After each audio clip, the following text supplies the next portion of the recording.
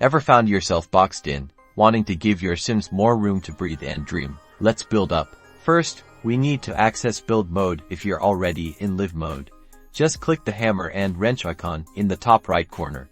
Now, with build mode open, head over to the walls and empty rooms tab. We'll be selecting the standard interior wall tool.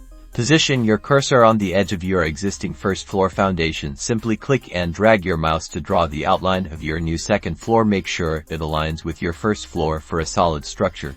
Once your basic walls are in place, click on the wall you just drew in the small menu that pops up.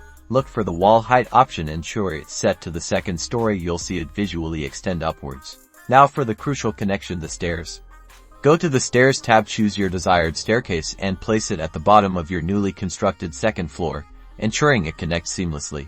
Don't forget the roof. Head to the Roofs tab and select a roof for your second story. You can experiment with different styles to complement your home's design. With the structure complete, it's time for the fun part, decorating. You can now add windows, doors, and all the furnishings your Sims could ever need on their brand new second floor, expanding your creative possibilities.